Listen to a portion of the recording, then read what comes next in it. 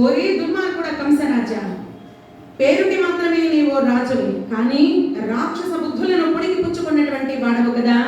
నీవు చేయలేనటువంటి పాపాలు ఈ ప్రపంచంలోనే కాదు, ఈ లోకంలోనే లేదు.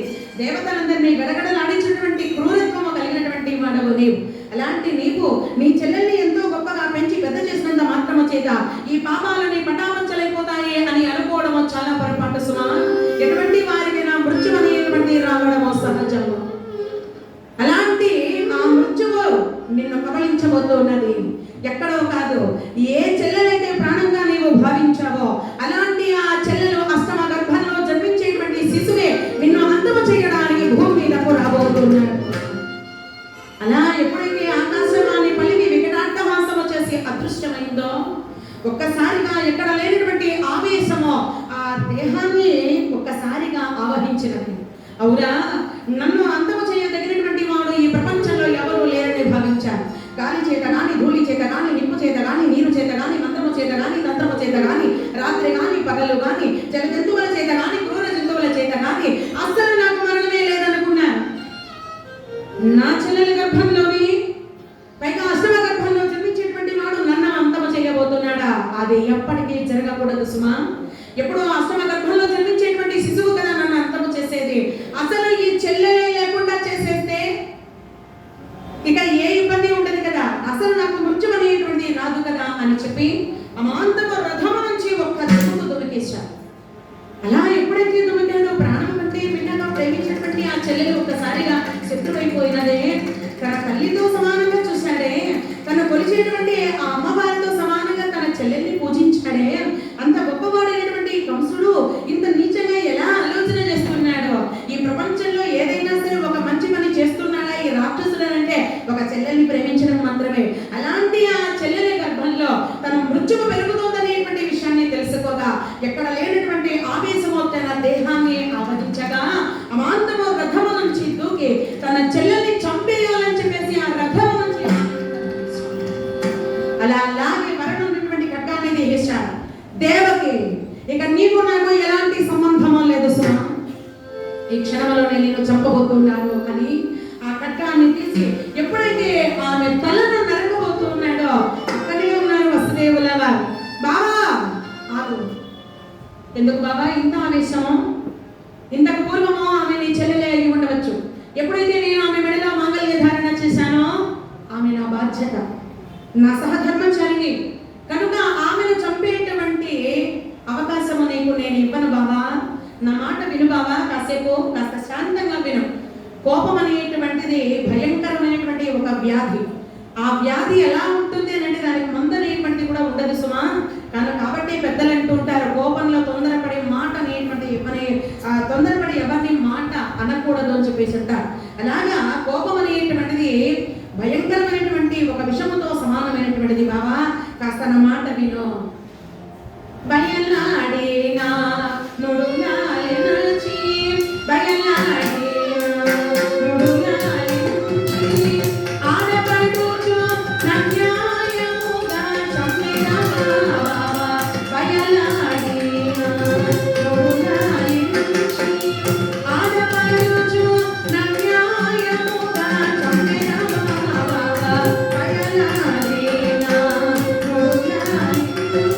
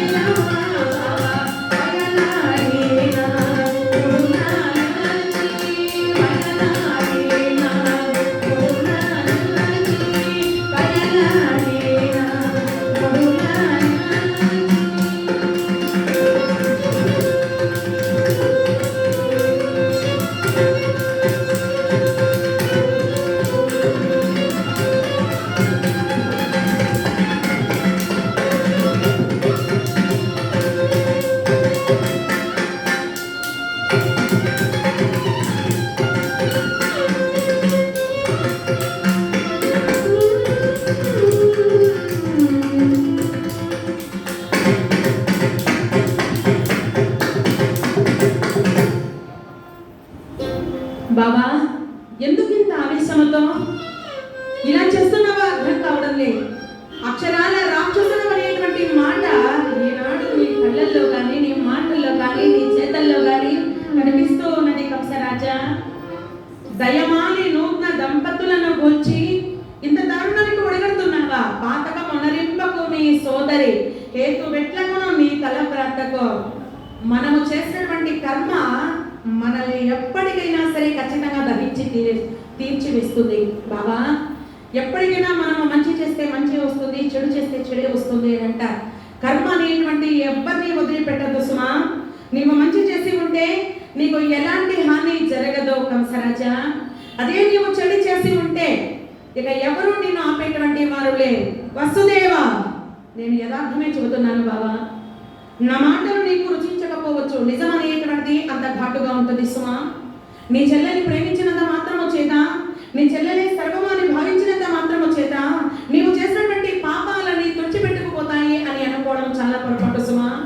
1000 గోవులున్నా, 1000 గోవత్సములున్నా సరాసరి తన తల్లి దగ్గరకే ఈ దూడ అనేటువంటి వచ్చి చేరుతుంది తప్ప పరాయి గోవు దగ్గరకు వెళ్ళదు సుమా. కర్మైనా అంతే. నీవు ఎన్ని పుణ్యాలు చేసినా ఒకే ఒక పాపము చేస్తే ఆ పాపం అనేటువంటి ఖచ్చితంగా కట్టి కుదిపేస్తుంది. కనుక బాబా నా మాట విను. అష్టమ గర్భంలో జన్మించేటువంటి శిశువు కదా నీకు అంతము చేసేది అని పలికినది అంబరవాణి. ఒకసారి నీ చెల్లెల వైపు చూడు కంసరాజా, ఎలా వణికిపోతున్నదో చూడు సుమా. అసలు ఏం జరుగుతుందో తెలియకుండా ఉన్నది ఈ క్షణంలో. నన్ను తల్లై, తండ్రై, గురువై, దైవమై ప్రేమించినటువంటి నా అన్నగారు ఈనాడు రాక్షసులా మారిపోయాడేమిటి, నన్ను చంపేస్తానని చెప్పేసి అంటున్నాడేమిటి అని చెప్పి ఇక్కడ చూసావా ఒకసారి ఆమె చేతుల వైపు చూడన్నయ్యా, గడగడ వణికిపోతూ ఉన్నది. అలా ఎప్పుడైతే భయభ్రాంతురాలైపోతూ ఉన్నదో దేవకీదేవి చూశాడు. ఆ కళ్ళల్లో ఏమాత్రమో ఆ కరుణ అనేటువంటి కనిపించడం లేదు ఆ కంసరాజుకి, ఏమాత్రము కనిపించడం లేదు. నన్ను అందమో చేసేటువంటి శక్తి ఆ దేవకి గర్భంలో పెరుగుతున్నది కనుక అసలు ఈ దేవకి అవసరము లేదు అని చెప్పి ఇంకా కత్తి తీసుకొని ముందుకు వచ్చేస్తూ ఉన్నాడు. పాతక మొనరింపకు మీ సోదరి హేతు వెట్లగునో నీ తలవ్రాటకు. నీతి విధుడవే, ఈ ఒక్క విషయంలో మాత్రమే నీవు నీతిగా న్యాయంగా ఉంటావు. నీ ఒక్క చెల్లెలి విషయంలోనే ఇలా ఉంటావు కదా బాబా. ఇక నీ పాపాలు ఏమని నేను వర్ణించగలను. ఆమె చేతుల వైపు చూడయ్యా, ఎంత భయప్రాంతులతో మునిగిపోతూ ఉన్నదో. చేతులకు అద్దినటువంటి పారాని ఇంకనో మాయలేదు కదా. చెప్పుటద్దమున నదిన చిన్ని కాటుక చుక్క చెరుగలేదు. కవిదీర చెప్పుటద్దమున నదిన చిన్ని కాటుక చుక్క చెరుగలేదు. ములుగు సూపగా పాలమున తీర్చిదిద్దిన కళ్యాణ తిలకము రంగు రవ్వందయు మాయలేదు. కాళ్ళకు అద్దిన పారాని ఇంకా రంగు మాయలేదు. పెళ్లి చూడవచ్చిన బంధువులు వారి ఇళ్లకు తరలి వెళ్ళలేదు.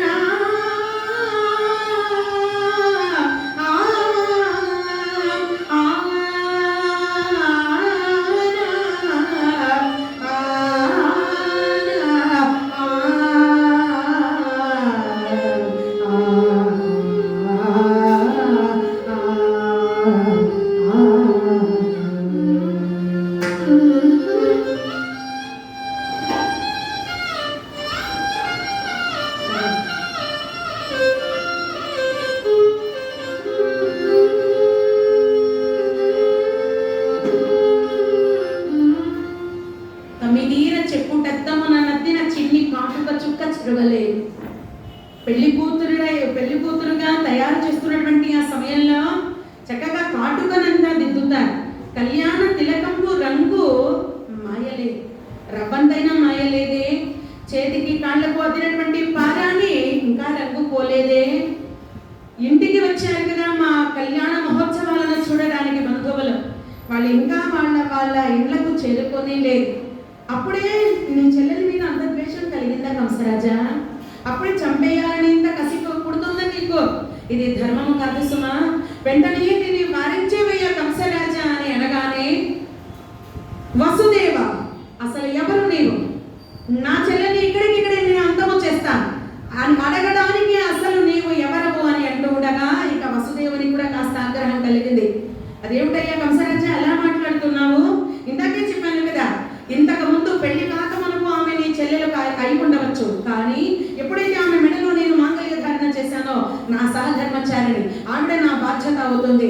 కష్టంలో కానీ సుఖంలో కానీ ధర్మేచ అధ్యేచ కామేచ మోక్షేచ నాతిచలామి అనేటువంటి వేద మంత్రముల చేత మాంగళ్య ధారణ చేసినటువంటి వాడనే ఇక ఆమె బాధ్యత నాది కదా. ఆమెను రక్షించుకోవడం నా బాధ్యత. ఆమెను ప్రాణంగా పెంచి పెద్ద చేసినటువంటి వాడవు నీవు కనుక ఇక నీకు ఒక సలహా మాత్రమే ఇస్తూ ఉన్నా. ప్రతి సమస్యకి పక్కన ఒక పరిష్కారం అనేటువంటి ఉంటుంది కనుక ఆ పరిష్కారం ఏదో కాస్త నేను నీకు తెలియజేస్తున్నాను కంసరాజా. కాస్త వినవయ్యా, నేను చెప్పేటువంటి మాటలు ఎంత వినో. ఎప్పుడో అష్టమ గర్భంలో అంటే 8వ సంతానంలో పుట్టేటువంటి వాడు కదా నిన్ను అంతము చేసేది కనుక పుట్టిన ప్రతి బిడ్డను నీకు తీసుకొని వచ్చి ఇచ్చేస్తాను. ఈ విధంగానైనా నా భార్యను రక్షించవయ్యా అని చెప్పి ఆయన కూడా చేతులు జోడించి బ్రతిమాలుతూ ఉన్నాడు. అప్పుడు ఈ కంసరాజు ఆలోచన చేశాడు, నిజమే కదా, ఎప్పుడో అష్టమ గర్భంలో పుట్టేటువంటి శిశువు వల్ల నాకు మారకమో, అంచేత ఈ పుట్టినటువంటి వాళ్ళతో నాకు పని లేదు కదా, వీళ్ళను కనుక నేను రాజ్యానికి పంపించాను అంటే అత్తవారింటికి పంపిస్తే సంతానము కలిగినా సంతానము కలగలేదు అని వీళ్ళందరూ అబద్ధమాడిన ఆడవచ్చును కదా, కనుక నా కంటి ముందే ఈ సంతానంతా నేను చూడాలి అని చెప్పి కారాగారంలో పెట్టించేశాడు. దంపతులిద్దరిని కారాగారంలో పెట్టించేశాడు. దుఃఖపూరితురాలైపోతూ ఉన్నది పాపము దేవకి మాత. నారాయణుని ప్రియ భక్తురాలేమో ఆవిడ భర్తని ఒక్కసారి ఆలింగనం చేసుకున్నది. స్వామి నన్ను క్షమించండి నాథ, నా మూలంగానే కదా మీరు ఇంతటి నరకయాతన అనుభవించవలసి వస్తున్నది.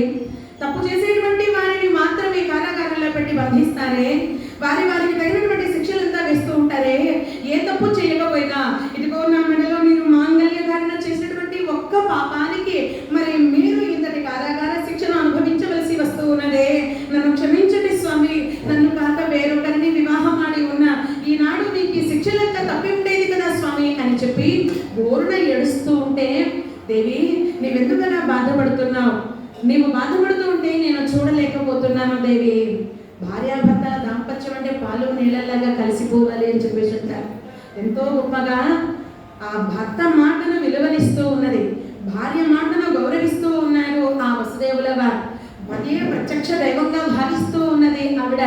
భర్త పాదములే పరమావధిగా భావిస్తూ దుఃఖపూరితురాలైపోతున్నది. అయ్యో నేను ఏ పాపం చేసుకున్నానో, ఎందుకు నాకు ఇంతటి శిక్ష అంతా వేశాడు, నాతో పాటు నన్ను కట్టుకున్న పాపానికి నా భర్తకు కూడా ఇంతటి శిక్ష ఎందుకు వేశాడో మా అన్నగారని చెప్పి ఎంతగానో బాధపడిపోతూ ఉన్నది.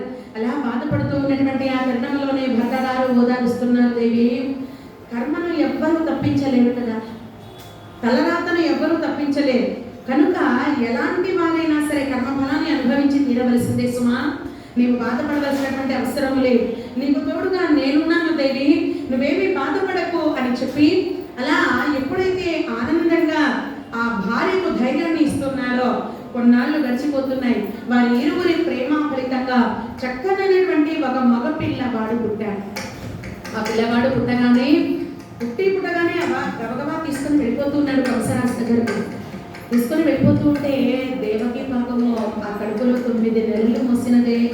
స్వామి ఒకసారి నా బిడ్డను చూసుకుంటాను, ఒకసారి నా బిడ్డను కన్నుల కరువు తీర చూసుకుంటాను స్వామి, మళ్ళీ చూసేటువంటి యోగము కలుగుతుందో కలగదో, నా బిడ్డను ఒకసారి చూసుకుంటాను స్వామి ఇవ్వండి అని అనగానే అలాగే భుజానికి వేసుకున్నారు వసుదేవుల వారు. దేవి ఈ బిడ్డను కనుక నీవు చూసావా, ఈ బిడ్డ మీద నీకు ప్రేమ కలుగుతుంది. రేపు బంధము కదా, దాన్ని తెంచుకోవడం చాలా కష్టము సుమా, కనుక ఈ బిడ్డ మీద మోహం పెంచుకోకు. ఎప్పటికైనా మీ అన్నగారు ఆ బిడ్డను చంపి తీరుతాడు.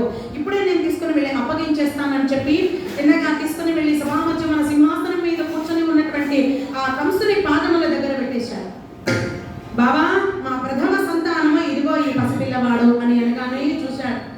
చూడగానే ఆకర్షణ కలిగింది, ఎందుకంటే మేనమామ పోలికలతో ఉన్నాడండి. ఈ పుట్టేవాడు మేనమామ పోలికలతో ఉన్నాడు. ఇంకా సంతోషం అయిపోయింది. ఓహో ఎంత బాగున్నాడో వీడు. వసుదేవ ఎప్పుడో 8వ గర్భంలో పుట్టేటువంటి వాడు కదా, నన్ను చంపేది ఈ బిడ్డ అవసరం లేదు, తీసుకుని వెళ్ళిపో. బిడ్డను తీసుకుని వెళ్ళిపోయాడు. తీసుకుని వెళ్ళిన తర్వాత కూడా ఆయన మనసులో ఒకటి మాత్రం నిర్ధారించుకున్నాడు, ఎప్పటికైనా ఈ బిడ్డ నా సొంతము కాదు సుమా. దుర్మార్గుడు ఆ కంసుని చేతిలో నా బిడ్డ హతుడైపోవలసిందే కదా అని చెప్పి ఆ ప్రేమనేటువంటిది దూరం చేస్తూనే పెంచి పెద్దవాడిని చేస్తూ ఉన్నారు. 2వ సంతానం మగపిల్లవాడు పుట్టాడు. మళ్ళీ ఆ బిడ్డను తీసుకొని వచ్చి కంసుని దగ్గర పెట్టారు. ఆ బిడ్డను తీసుకొని వెళ్ళిపోమన్నాడు. 3వ బిడ్డ, 4వ బిడ్డ, 6 సంతానం. ఎంతమంది సంతానాన్ని ప్రసవిస్తున్న తల్లికి మాత్రమో ఎలాంటి బాధలు కలగవు కదా, ఎందుకంటే అధిక సంతానం ఆనందదాయకం అని చెప్పేసి ఉంటారు.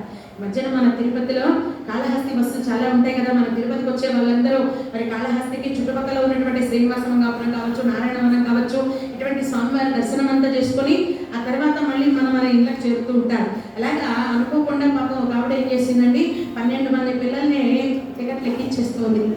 ఈ పిల్లలు అనే వాళ్ళు ఊరుకుంటారా? ఒక పిల్లవాడేమో బస్సు ఎక్కడమో డ్రైవర్ సీట్లో కూర్చొని ఇస్తాడు. డ్రైవర్ సీట్లో కూర్చొని వెంకటరమణ గోవింద గోవింద, ఆపద వృకులవాడ అనాథ రక్షక గోవింద గోవింద. అలా ఎప్పుడైతే దేవాది దేవుడు దీన జనోద్ధారుడు కరుణాపాలైన సర్వేశ్వరుడైనటువంటి వాడు, స్వామి నీవే నాకు దిక్కు సుమా, నీవు తప్ప ఇంకెవరూ నాకు లేరయ్యా, నీకంటే మిన్నగా నా అన్నని ప్రేమించాను, నా అన్నని గౌరవించానే, ఈనాడు నా అన్న నన్ను చంపడానికి కూడా వెనుకాడడం లేదే, నా గర్భంలో అష్టమ శిశువు ఎక్కడ తనని అంతము చేస్తాడో అని చెప్పి నాతో పాటు నా బిడ్డలు కావచ్చు, నా భర్త కావచ్చు, ఇంతటి నరక యాతన అనుభవిస్తున్నారు తండ్రి, నీవే నన్ను రక్షించాలి స్వామి. అలనాడు ఆ రాక్షసులను అంతము చేసినటువంటి వాడవు నీవు కదా, ధర్మాన్ని ఉద్ధరించినటువంటి రామావతారుడవై త్రేతాయుగంలో జన్మించినటువంటి వాడవు నీవు కదా, నీ గొప్పతనము నేను ఏమని వర్ణించగలను రామచంద్ర అని ఒక్కసారిగా దేవదేవుని మనసారా ప్రార్థన చేసినది. శ్రీరామ రామ రామేతి రమే రామే మనోరమే, శ్రీరామ రామ రామేతి రమే రామే మనోరమే, సహస్రనామ తత్తుల్యం రామనామ వరాననే.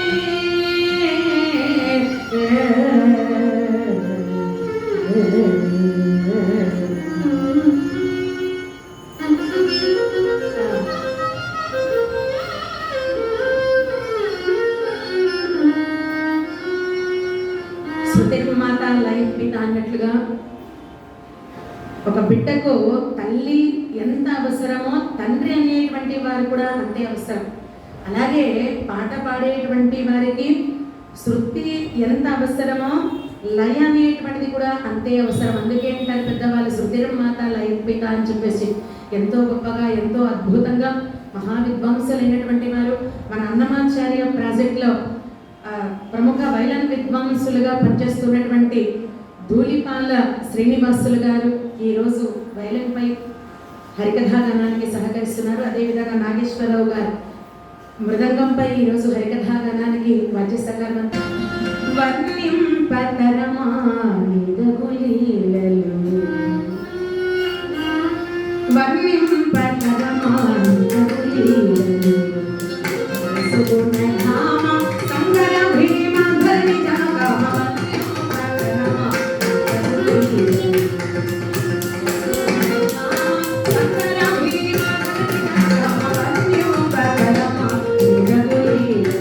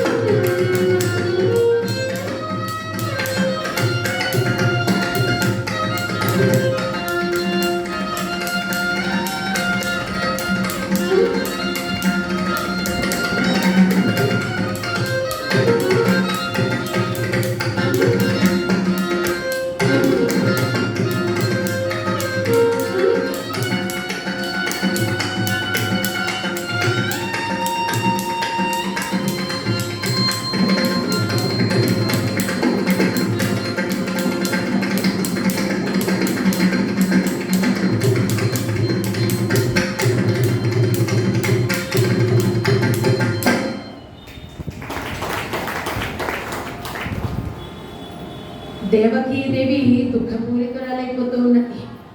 దేవాది దేవాదీన బాంధవ, 6 బిడ్డలను ఎక్కడ ఈ దుర్మార్గుడు అంతం చేసేస్తాడు అని కంటి మీద పురుగు లేకున్నది. స్వామి పరమాత్మ, నీవే నా బిడ్డలను రక్షించాలయ్యా అని ప్రతి క్షణము ఒక యుగములాగా గడిపేస్తూ ఉన్నది ఆ దేవకీ మాత. ఎలాంటి వారికైనా పుత్ర శోకం అనేటువంటి భరించరానటువంటిది కదా. తల్లిదండ్రులు బిడ్డల ఎదురుగా పోతే ఆ బిడ్డలకు అంత బాధ అనిపించదు. కానీ ఆ తల్లిదండ్రుల ఎదురుగా బిడ్డలు అనేటువంటి బాధ పోతే తల్లిదండ్రులకు అంతకంటే మించినటువంటి నరకం ఇంకొకటి ఉండదు అని అంటారు. తన ఈడు కలిగినటువంటి బిడ్డలను చూస్తే నా బిడ్డలు ఇలాగే ఉంటారు కదా అనేటువంటి బాధ ఆ మనస్సుని దొచ్చి వేస్తూ ఉంటుంది. అందుకే అంటారు పెద్దవాళ్ళు, చితి కన్నా చింత చాలా భయంకరమైనటువంటిది. చితి నిర్జీవమైనటువంటి దేహాన్ని దహించి వేస్తుంది, కానీ చింత అనేటువంటిది ప్రతి క్షణము మన మనస్సుని దొల్చి వేస్తూ ఉంటుంది. చితికైనా మనము భరించవచ్చునేమో, కానీ చింత మనము భరించలేనటువంటిది. అలాగా ఎప్పుడైతే చింతాక్రాంతురాలైపోతూ ఉన్నది, వసుదేవుడు ఎప్పుడో నిర్ణయం చేసుకున్నాడు, ఈ పిల్లలు ఎప్పటికీ మన పిల్లలు కాదు కదా, కేవలం నామకం మాత్రమే మన గర్భాన జన్మించినటువంటి వారు, ఎప్పటికైనా ఆ రాక్షసుడైనటువంటి ఆ దుర్మార్గుడు కంసుని చేతిలో అంతమై తీరవలసిందే కదా అని చెప్పి ఆ బిడ్డల మీద మోహం అనేటువంటి పెంచుకోవడం లేదు. కానీ తల్లి మనస్సు అలా ఉండదు కదా, ఆ బిడ్డ మీద వ్యామోహం. పైగా తల్లికి మగపిల్లలంటే ఎనలేనటువంటి ప్రేమ. ఆడబిడ్డల మీద ఆ తండ్రికి ఉంటుంది, మగపిల్లల మీద తల్లికి ఉంటుంది కదా. కాబట్టి ఆ బిడ్డలంటే ఎక్కడ లేనటువంటి ప్రేమానురాగాలను పెంచుకుంటూ ఉన్నది. నా బిడ్డ అంటూ ఎంతో పాపం అలసిపోతూ ఉన్నది. నా బిడ్డ ఎక్కడ దూరం అయిపోతాడో అని చెప్పి బాధపడుతూ ఉండగా, అలాంటి ఆ రోజులలోనే త్రిలోక సంచారి నారద మహర్షుల వారు నిరంతరము నారాయణ ధ్యానము చేసేటువంటి వాడు. అనేకమైనటువంటి 14 భువన భాండములకు ఆనందంగా వెళ్ళి వచ్చేటువంటి వాడు. క్షణికమైనటువంటి ఆ సమయం కూడా వృధా చేయకుండా నారాయణ నారాయణ నారాయణ అంటూ నారాయణ ధ్యానములో మునిగిపోయేటువంటి ఆ నారాయణ ప్రియ భక్తుడైనటువంటి వాడు నారద మహర్షుల వారు.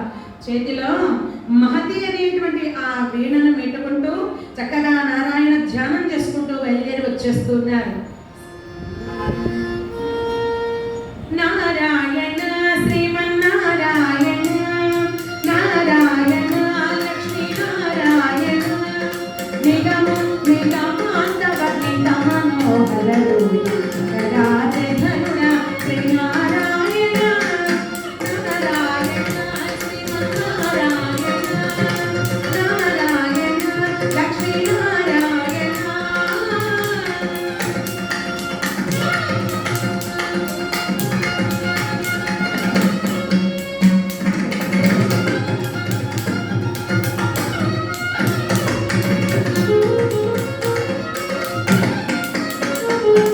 జీవించు వైరాగ్యముఖ్య సౌఖ్యములు జగానంద గుణవరముగా జీవించు వైరాగ్యముఖ్య సౌఖ్యములు జగానంద గుణవరముగా పై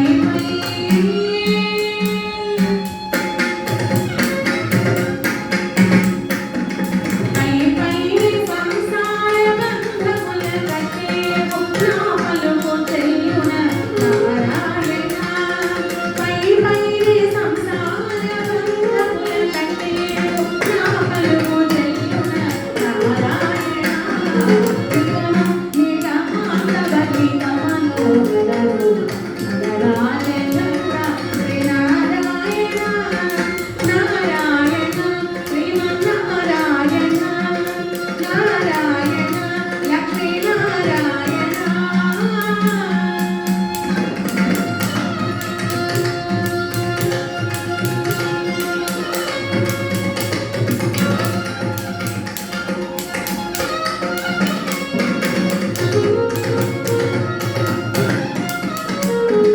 వివిధ నిర్బంధముల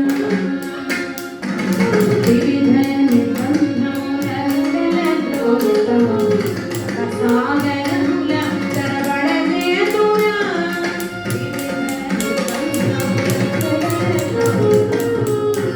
సాగరముల తరబడజేతురా త్రివిధ వంశ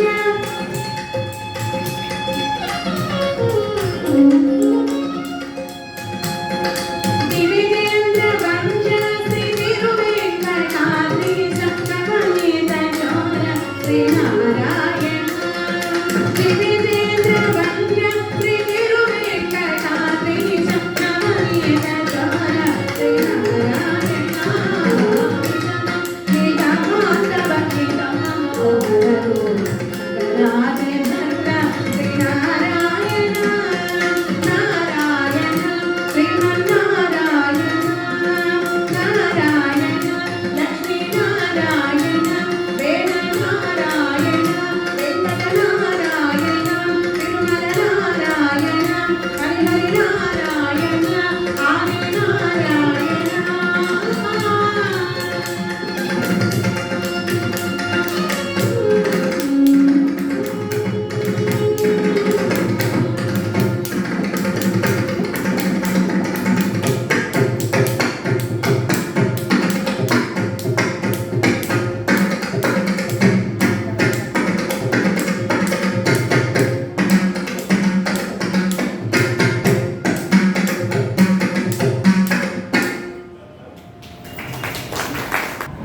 ఎప్పుడైతే మరి ఆ విధంగా బోరున విలపిస్తూ ఉన్నది ఆ దేవకీ మాత, నా బిడ్డలు ఎప్పటికీ సొంతము కారు కదా అనేటువంటి భ్రమలోనే ఉండిపోయింది. అదే సమయానికి వచ్చేసారండి త్రిలోక సంచారి నారద మహర్షుల వారు. ఏది ఎప్పుడు ఎలా జరగాలో అది జరిగి తీరవలసిందే కదా. కాబట్టి ఎప్పుడైతే ఇలాగ నారద మహర్షుల వారు వస్తున్నారో రాజ్యానికి కంస మహారాజు గారు ఎదురయ్యారు. ఓ నారద మృదు మధుర గాన విశారద నారద నమో నమః రండి స్వామి లోపలికి ఆహ్వానించారు. చక్కగా ఆసనం అంతా చూపించారు. ఎల్లవారి క్షేమ సమాచారములంతా అడిగి తెలుసుకున్నారు. ఊరక రాదు ఉత్తములని అంటారు కదా. పైగా అన్ని లోకాలను తిరిగేటువంటి మీరు పని కట్టుకుని మా ఇంటికి వచ్చారు అని అంటే ఎక్కడో ఏదో జరగాల్సి ఉన్నది, లేకపోతే జరిగే ఉంటుందేమో. చెప్పండి స్వామి ఎందుకు వచ్చారో చెప్పండి అని అన్నారు. అనేటప్పటికీ నాయన నీవు చాలా గొప్పవాడివయ్యా, దేవతలను కూడా భయపెట్టేటువంటి ఆ వీరత్వము నీలో ఉన్నది సుమా. నీకు మరణమే లేదు అని చెప్పేసి అనుకుంటూ ఉన్నా. కానీ నీ చెల్లెలి గర్భంలో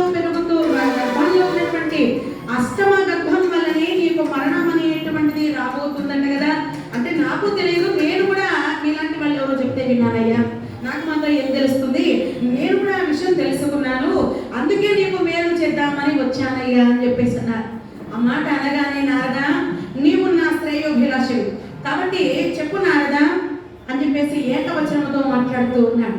మాట్లాడుతూ ఉండగా పాపం ఏమీ మాట్లాడడం లేదండి నారద మహర్షుల వారు. ఏకవచనంతో పిలిచినా బహువచనములతో పిలిచినా ఏమీ మాట్లాడడం లేదు. అన్నిటికీ సర్దుకుపోయేటువంటి వాడే నారద మహర్షుల వారు కదా. కాబట్టి ఎప్పుడైతే అలా ఈ కంస మహారాజు గారు మాట్లాడుతూ ఉన్నారో ఈ నారద మహర్షి అంటారు, నాయన కంస, నీవు చాలా గొప్పవాడు, దేవతలందరినీ నీ అధీనంలో పెట్టుకొని ఉన్నటువంటి వాడు. ఒక సూర్యుడే కాదు, చంద్రుడే కాదు, కుబేరుడే కాదు, అష్ట దిక్కులే కాదు, ప్రతి ఒక్కరూ మరి నీ అధీనంలో ఉన్నటువంటి వారు కదా. అందుకే నాకు ఒక చిన్న అనుమానం అంతా కలుగుతుందయ్యా అని చెప్పేసి అన్నారు. ఏమిటా అనుమానం స్వామి? అదే నీకు నేను చెబుతున్నానయ్యా. దేవ రహస్యమొకండు వింటుతో సవధానముగా నాల్యము కంస, దేవ రహస్యమొకండు వింటుతో సవధానముగా నాల్యము కంస, దేవ రహస్యమొకండు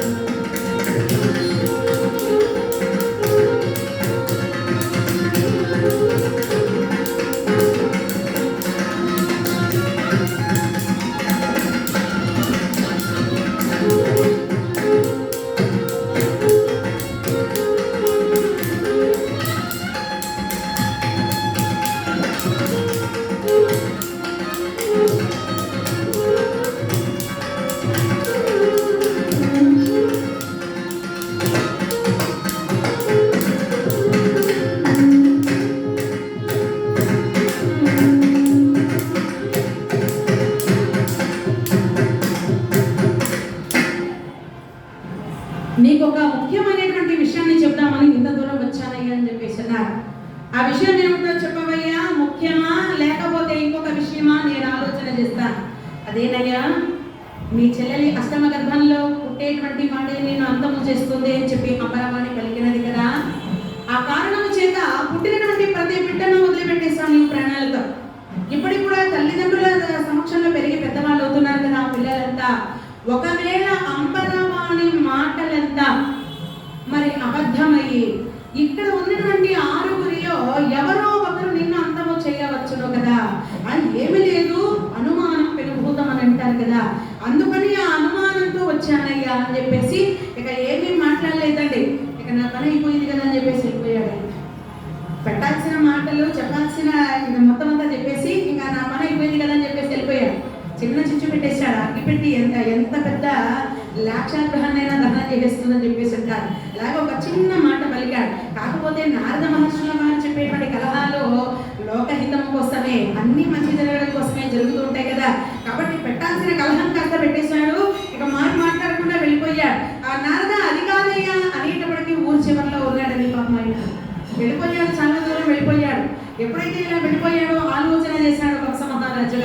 నారద మహర్షుల వారు నా శ్రేయోభిలాషి కదా, నారదుడు చెప్పినటువంటి మాటల్లో యథార్థం ఉన్నది కదా అని భావించి వెంటనే ఎవరక్కడ చిత్తం ప్రభు ఆ భటులు వచ్చారు. కారాగారంలో ఉన్నటువంటి ఆ దేవకి వసుదేవుల పిల్లలందరినీ తీసుకొని వచ్చేసారు. సరే, ఆ ఇద్దరు భటులు వెళ్ళిపోయారు. వెళ్ళి అక్కడ ఉన్నటువంటి ఆ దేవకి వసుదేవులను అడిగారు, మహారాజు గారు మీ పిల్లలంతా తీసుకొని రమ్మంటున్నారమ్మా అని అనగానే ఆ తల్లి హృదయం అంతా ద్రవించిపోయినది. అయ్యో, నా బిడ్డలను తీసుకొని వెళ్ళిపోతున్నారా, అయితే నేటితో నా బిడ్డల ఆయువు అంతా తీరిపోయినదా అని చెప్పి బోరున ఏడుస్తున్నది. ఇవ్వను, నా బిడ్డలను నేను ఇవ్వను, నా బిడ్డలు నా దగ్గరే ఉంటారు, నా బిడ్డలు ఎక్కడికి రారు అని చెప్పేసి అంటూ ఉన్నా. అమ్మా, ఇది నా మాట కాదు తల్లి, మీ అన్నగారు మాట. నాకు అన్న అనేటువంటి వాడు లేడయ్యా. ఏ రోజైతే నన్ను చంపడానికి ప్రయత్నం చేశాడో, నన్ను నా భర్తను కారాగారంలో ఉంచేశాడో, ఆ క్షణంలోనే అతడు అన్న కాదు, భయంకరమైనటువంటి అసురుడు అని చెప్పేసి ఆ దేవకి మాట్లాడుతూ ఉండగానే వెనకాలే వచ్చేసాడు ఆ కంసరాజు. దేవకి, మర్యాదగా సంతానాన్ని ఇస్తావా, లేకపోతే నీ తల కూడా తెంచేయమంటావా? అన్నయ్య, నా తలను తెంచేసేవయ్యా, నేను ప్రశాంతంగా ఉండిపోతాను, కానీ నా కంటి ముందు నా బిడ్డలను చంపుతుంటే నేను భరించలేకపోతున్నానయ్యా. నీకు చేతులు జోడించి నమస్కరిస్తానయ్యా, నా బిడ్డలను వదిలిపెట్టేయి అని ఎంతగానో బ్రతిమలాడుతూ ఉన్నాను. కానీ కఠిన హృదయము కలిగినటువంటి ఆ రాక్షసుడు కదా, మరి కనీసము కరగడము లేదు. కనీసము కరగకుండా కత్తి తీసుకున్నాడు. నీవు చూస్తుండగానే నీ బిడ్డలందరినీ చంపేస్తాను అని ఎంతగానో దేవకి బ్రతిమలాడుతూ ఉన్నా వినిపించుకోవడం లేదు. అన్నయ్య, నా బిడ్డలను వదిలే, నా బిడ్డలను వదిలే అని బ్రతిమలాడుతూ ఉన్నది. అలా ఎప్పుడైతే బ్రతిమలాడుతూ ఉండగానే కత్తి తీసుకున్నాడని ఒక్కసారిగా ఒకే దెబ్బ వేసేశాడు. ఎప్పుడైతే అలా ఒక వేటు వేసేశాడో, కసిగొని కంసుడపుడే దేవకి వసుదేవులన వ్యాచి,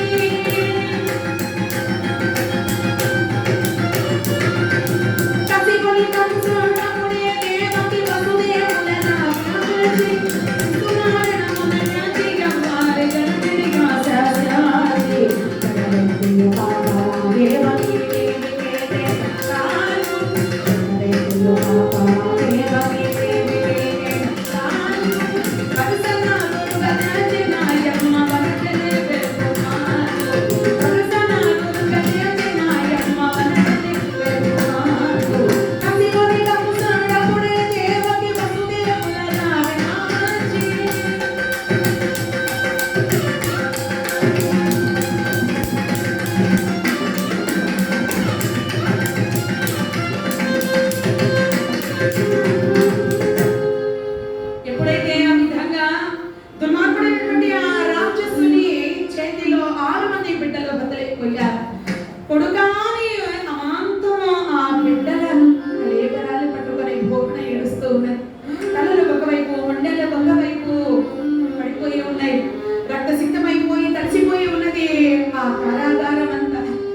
ఇక నన్ను అంతము చేసేటువంటి వాడు ఎవరు లేరు కదా.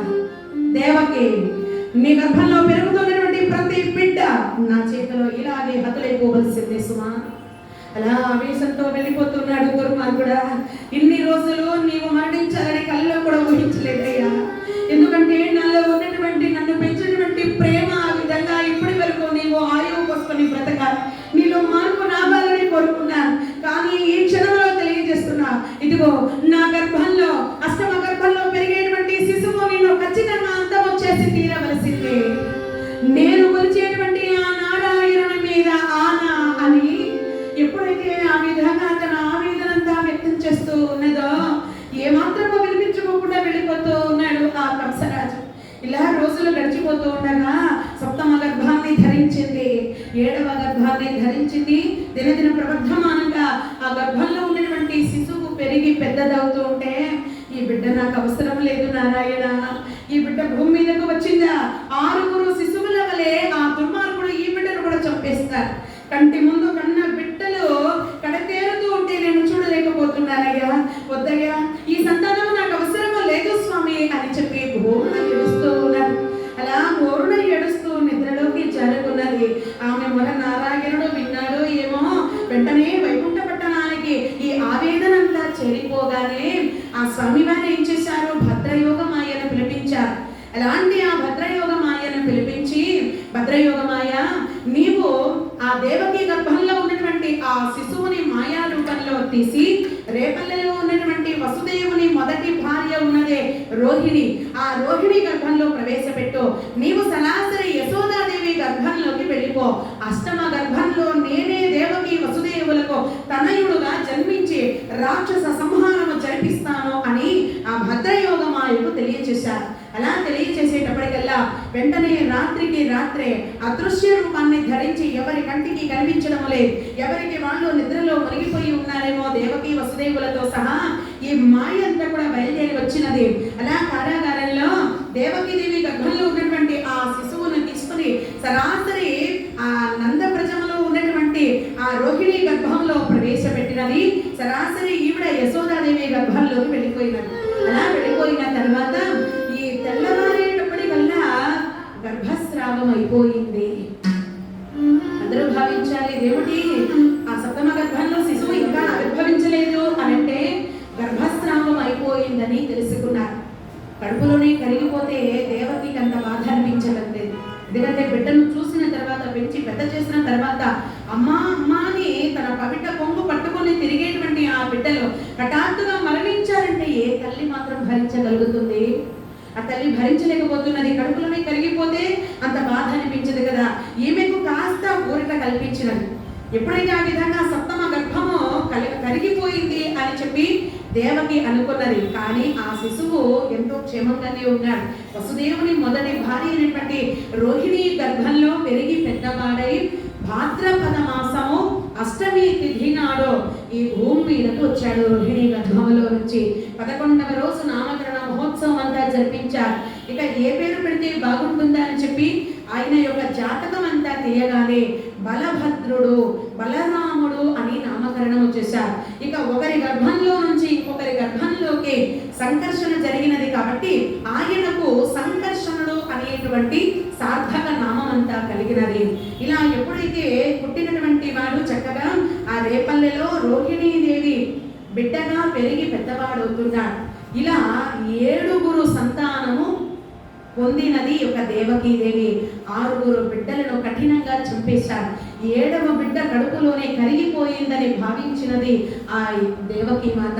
ఇలా ఎప్పుడైతే 7వ సంతానము కరిగిపోయినదో రోజులు గడుస్తూ ఉండగా అష్టమ గర్భాన్ని ధరించింది.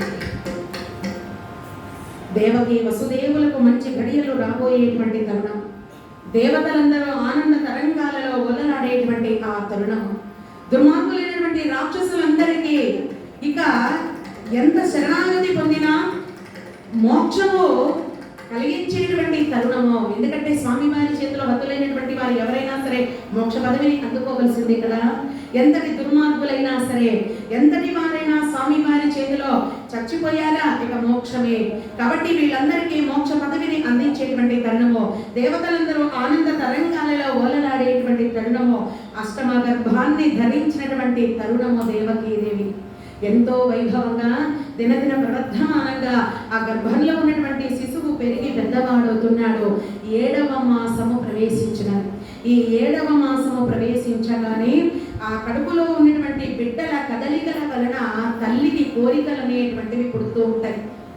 ఎంత బిడ్డ కదులుతూ ఉన్నా 7వ మాసములో కదలికల వలనే ఆ తల్లికి కోరికలు అనేటువంటివి పుడుతూ ఉంటాయి. కనుక ఆ కోరికలు ఎలా ఉన్నాయి అనంటే ఈ 8వ గర్భం కూడా ఈ భూమి మీదకి వచ్చినట్లుగా పుట్టినటువంటి ఆ బిడ్డను దుర్మార్గుడు కంసుడు ముక్కలు ముక్కలుగా నరికి వేసినట్లుగా భయంకరమైనటువంటి స్వప్నాలను పొందుతూ ఉన్నది. ఏమిటి దౌర్భాగ్యమో, ఏ జన్మలో నేను ఏం పాపం చేసుకున్నానో, సంతానానికి నోచుకోలేకపోతున్నానే, సంతానము భగవంతుడు ప్రసాదించిన ఆ బిడ్డలను పెంచి పెద్ద చేసి ప్రయోజకులను చేయలేకపోతున్నానే అని బోరున విలపిస్తూ తనలో తానే ఊహలు చేసుకుంటూ వచ్చినటువంటి స్వప్నాలు ఎక్కడ నిజమవుతాయో అని చెప్పి ఆ బాధను భరించలేక ఒక్కసారిగా వసుదేవుని పాదాలను ఆశ్రయించేసింది. నాథా, ఏ జన్మలో ఏ పాపం చేసుకున్నానో, అష్టమ గర్భంలో పుట్టేటువంటి ఆ శిశువుని కూడా ఆ దుర్మార్గుడు ఎక్కడ చంపేస్తాడో అని నాకు చాలా భయంగా ఉంది స్వామి. ఏం మాట్లాడాలో ఏం చేయాలో కూడా అర్థం కావడం లేదు. శత విధాల ప్రయత్నం చేసినా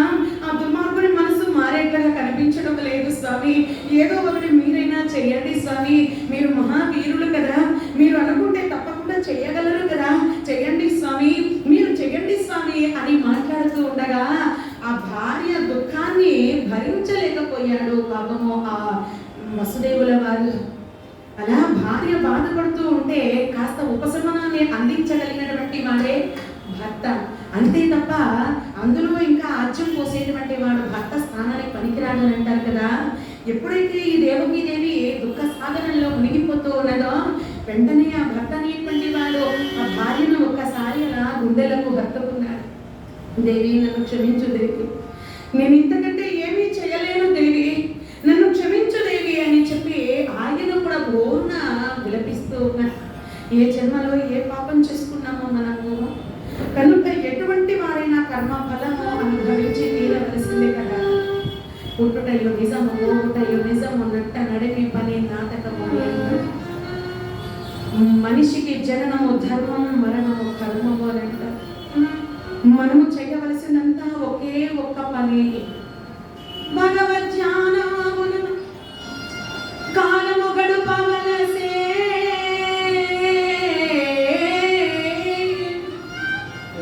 భగవంతుని నమ్మడము తప్ప మనం ఏమీ చేయలేనటువంటి పరిస్థితి.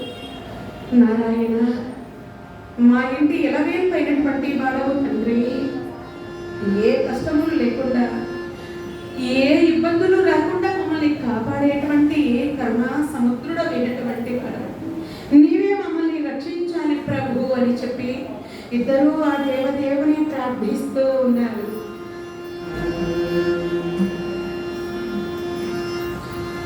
భవభయ హరణ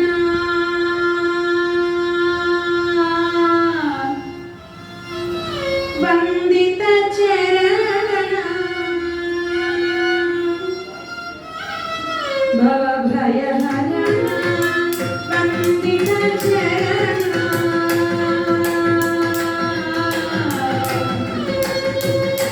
హరి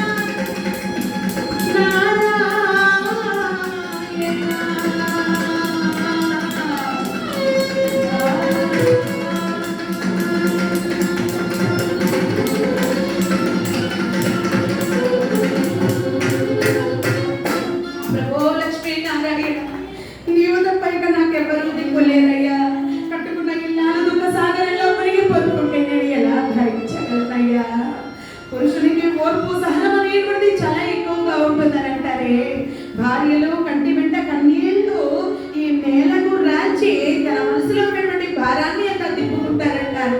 కానీ నేను ఆ పని చేయలేకపోతున్నాను స్వామి.